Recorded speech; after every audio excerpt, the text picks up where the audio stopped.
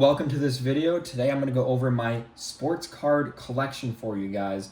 I've been building this puppy up since 2024 and there's some really cool stuff in here. So I'm going to go over what I have in cards and wax, my system, how I organize, what I enjoy about the collecting part, and I think you're going to learn a lot of things about how you want your collection to be from this video. And at the very end, I will go over the value of my collection. So let's dig right into it, guys. Let's start with this box on the left. Now these are quarterback rookie cards. Now this one in the front is my guy, Caleb Williams. So all these cards are base or maybe a little bit of a variant, right, of quarterback rookie cards, right? So these are cards that aren't necessarily case hits, are gonna be worth a lot, but if they do become a top 3 quarterback in the league, win us some Super Bowls, we wanna get these puppies graded and they'll be worth, hundreds, right? But right now, they're not really worth to sell for a couple of bucks, right? I enjoy collecting these because it's almost like a set. When I see a Jayden Daniels, I get excited because I have a spot for Jayden Daniels.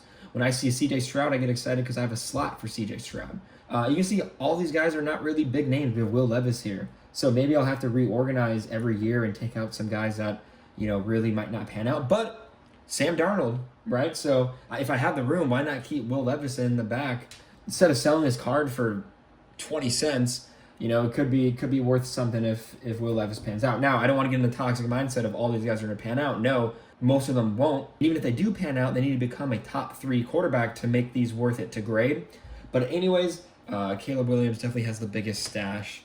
And I should probably be showing you some of these cards, why I talk about it, right? A lot of these cards I got while ripping products. So there's a lot of 2024. I ripped a ton of product in 2024. Now, you can't see it on the camera, but there is a section right here with some pretty cool cards. And you might be like, why is there Pokemon? Why is there old cards? Why is there the stars?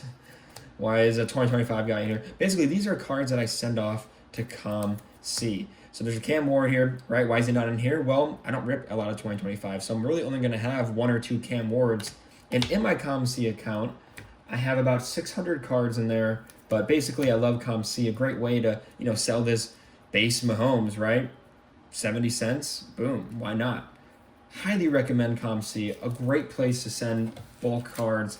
I don't have time to list these, right? And is it even worth it to list it for 70 cents? I mean, probably not, but if you can just send it in bulk to COMC, they list it for you.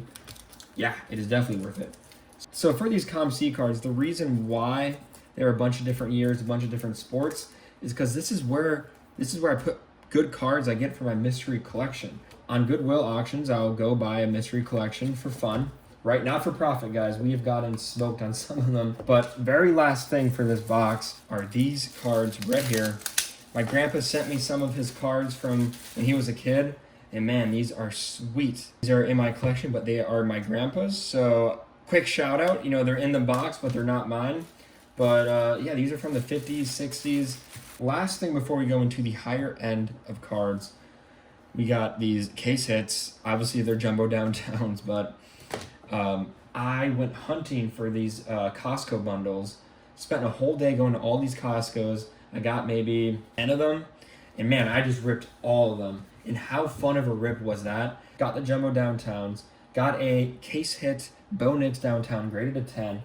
And I'll be honest, guys, don't rip things because you get about 20-30% of the value. But that rip was actually pretty profitable because that product was insane, guys. I miss those so much. So before we move on to my big wax collection, let's go over my higher end cards. Why not? I have cards that were in my showcase.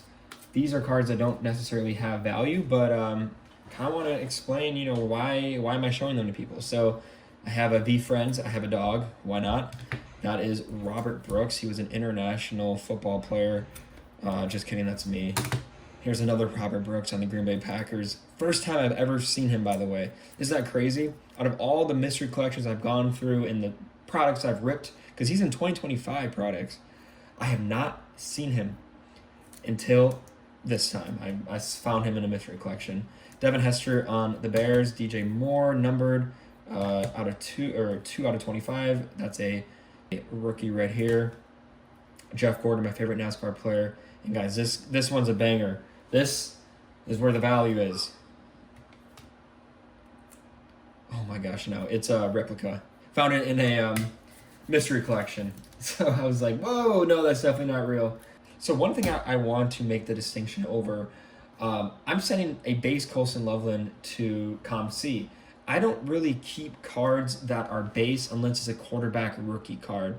I'm a collector that values having a card be exclusive, and when a card is exclusive, it mainly costs money, right? So I'm not going to keep a base Loveland. I love Colson Loveland.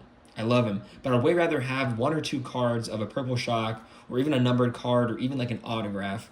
But this two card section in this is just for cards that I want to get graded potentially. This one maybe has bad centering, so maybe not. But this Shedeur Sanders is numbered and could be a monster card. So I don't know. I should probably sell it, but I'm not a big single card seller. Again, I just don't have the time to list. So I like keeping my collection small. I like keeping big cards. My, I guess, guilty pleasure of bulk cards is my quarterback rookie cards. Because, I mean, again, those can be worth a good amount. These are guys that I'm waiting to pan out. We got J.J. McCarthy. I pulled this out of a hobby box. And the Spencer Rattler, my friend and I pulled, graded a 10. These are cards, I mean, there's no point in selling this one for $20, you know, if he ever becomes someone. And again, I don't want to seem like I'm in the trap of everyone's going to become someone. I just don't see the point of selling a card for nothing, basically. On the left are my graded cards. Mid-value, right? We have Tom Brady, got at a card show. Jaden Daniels numbered out of 249 Topps Resurgence. That's a beautiful card. Just a base Jaden Daniels 10. And these are all Caleb Williams. So Caleb Williams, Donruss clearly out of 199.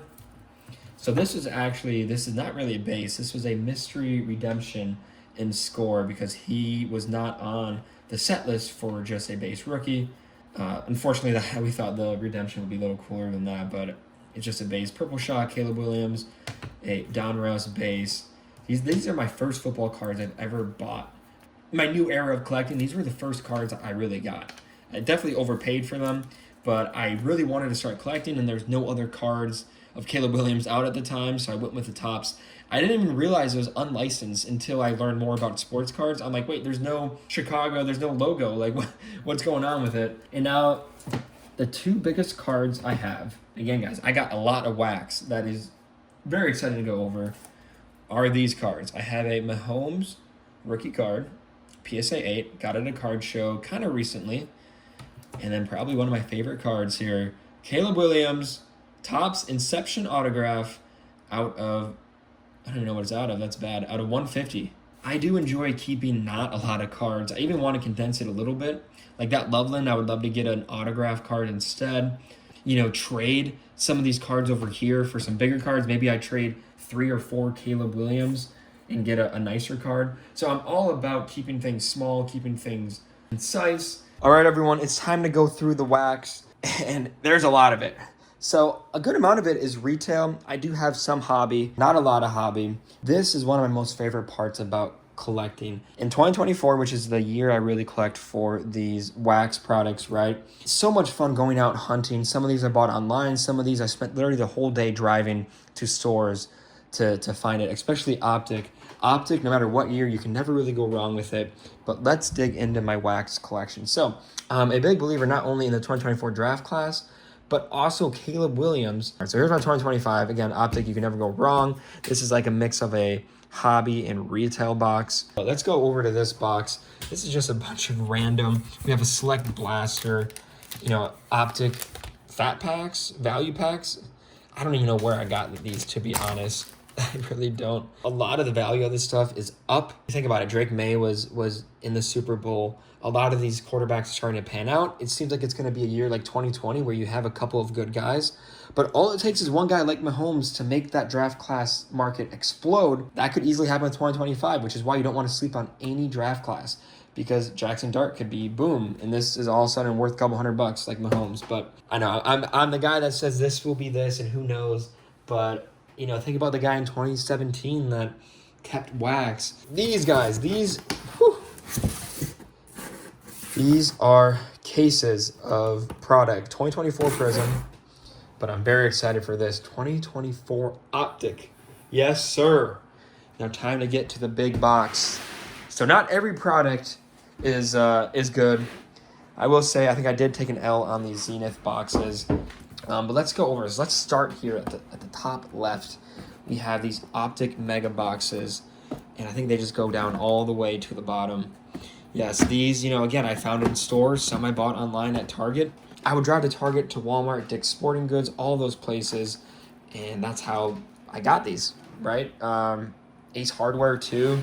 This is a retail box. And then we have, I think, Prism just down here. Yeah, it should be all Prism. I think this is the, I think the only hobby that I have in this whole collection. I did rip one of these. That's where I got that JJ Auto that you saw from the very first box that I went through. But this is just a really, really fun product. I do enjoy this hobby. And this is actually, I bought for $400. This is selling for, what, $600 now? Maybe $550. So, again, 2024 definitely is paying off to hold on these. It's just definitely a temptation not to rip. Especially these mega boxes, man. These mega boxes, people love these. So, yeah, I'll just kind of keep going through everything. We have some Topps Chrome. We have the Signature Series. These are mega boxes. But yeah, so what is my plan? My plan, honestly, is to grow my 2024 wax collection. I'm not even joking. Big believer in the draft class. Maybe get some 2025. As you see, I have a ton of Optic blasters. Right, Optic is just the product in 2024. People just love it. But yeah, I don't know. Grow my collection. I want to condense my cards. I want to get a couple autos, right? You look back in history, if you're thinking of a value perspective, man, these Zenith cards, you think, oh my gosh, like art has increased the market so much. Well, it's really only like the top 10 art pieces have exploded in value. So if I can find a way to get like a top 50 or 100 card of like a okay player, like that's kind of my goal for value. As a collector, I'm just kind of a guy that likes going through mystery collections and ripping the occasional box. I don't like, having a big operation of selling products. I like collecting wax, kind of keeping it simple for the future. But yeah, guys, I didn't realize I have a ton of Optic. It's kind of all Optic, probably like 60 blasters or something. And then this is a holiday edition, Donruss, I think so. Here's some select guys, some Jaden Daniels tins. One of these, maybe he is, I don't know. Some more select. Yeah, that's honestly basically it, guys. I know you're asking total value for everything you see here, all the wax, right? Honestly, this makes me look like a big scalper, but total value out of everything you saw is just a little bit above $10,000. So about $8,000 plus in wax, about $1,500 in the card collection, over $1,000 in COMC. Anyways, guys, thank you so much for watching. Bye-bye.